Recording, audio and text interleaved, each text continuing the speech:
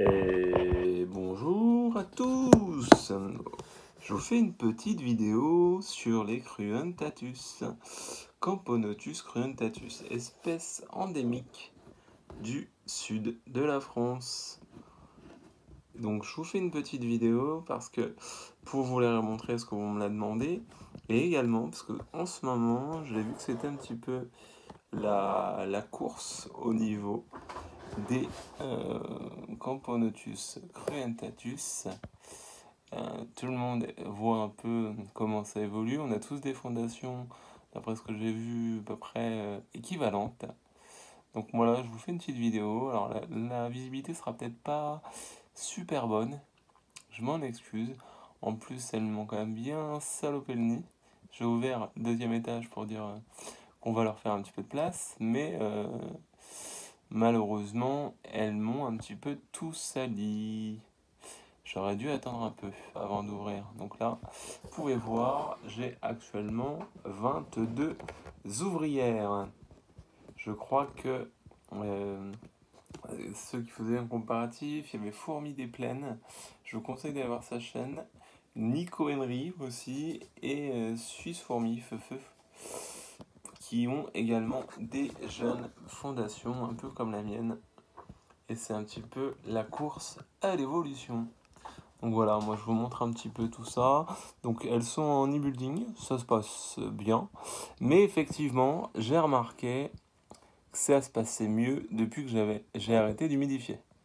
Donc il n'y a plus de... J'ai retiré la réserve d'eau. Là la mousse est devenue toute sèche. Et ça se passe plutôt bien. Donc elles ont maintenant un tube. Elles avaient déjà un tube, mais là j'aurais mis un tube un peu plus gros dans l'abreuvoir. Dans l'ADC, excusez-moi, bon, le couvercle est un petit peu crado. Et donc là, elles vont dans le tube boire. Je leur ai mis un cache si jamais elles avaient vraiment besoin d'humidité. Si elles veulent déménager en urgence, elles pourront le faire dans le tube. Mais bon, là, ça se passe plutôt bien pour ces dames. Mais effectivement, force est de constater qu'elles n'aiment pas trop l'humidité. Un petit peu. Je humidifie là, je pense que je vais humidifier tous les 15 jours, mais légèrement. Mais c'est vraiment pas leur truc. Là, je vois que depuis que j'ai arrêté d'humidifier, j'ai des beaux cocons et j'avais eu quelques nymphes nues. Et là, ça se calme. Donc là, elles ont bien pondu. Vous pouvez voir les larves, tout ça, il y a du monde. Donc elles sont maintenant 22. Espérons que ça continue à se développer et qu'on fasse une belle saison. Si tout se passe bien, en fin de saison, je serai peut-être à une cinquantaine d'ouvrières, peut-être plus si j'ai de la chance. Et vous pouvez, il y a les petits premiers médias, j'en ai un là, un beau petit média tout mignon, qui est juste là. J'espère que les images seront de bonne qualité, la gine. Donc là, la couleur, je vais essayer de la mettre un peu plus à lumière pour qu'on voit. Et là, on voit un peu plus le côté rouge de la reine. Alors, hop. Donc là, on peut voir que tout le monde va bien. Il y a du développement et c'est en train de boulotter un grillon que je leur ai filé tout à l'heure.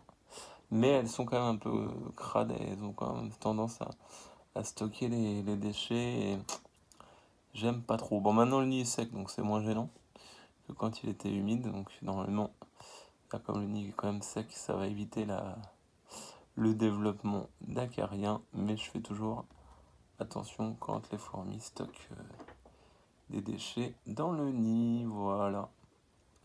Pour les Camponotus cruentatus. J'espère que la vidéo et l'espèce du coup vous a plu. Voilà, donc c'était pour vous montrer un petit peu leur évolution, le fait que il y a quand même, alors je vais éviter de bouger, hein, j'ai un peu Parkinson, vous le savez pour ceux qui regardent mes vidéos, voilà, mais il y a quand même du couvain, il y a quand même pas mal de choses. Donc normalement la saison devrait être plutôt pas mal pour elle cette année. Voilà, on peut voir le rouge caractéristique sur le début du gastre de Madame la Reine. Voilà, et je vais essayer de vous montrer le média qui est là, derrière. Non, je sais pas si c'est celui-ci. Oui, c'est celui-ci. On peut voir qu'il a quand même une tête un peu plus massive que ses sœurs. Voilà. Et bah voilà, c'est tout pour moi. J'espère que la vidéo vous a plu. C'est une vidéo plutôt courte. Et puis voilà, une petite physiogastrie pour finir. Hop. Et voilà, bah merci de m'avoir regardé. Salut à tous.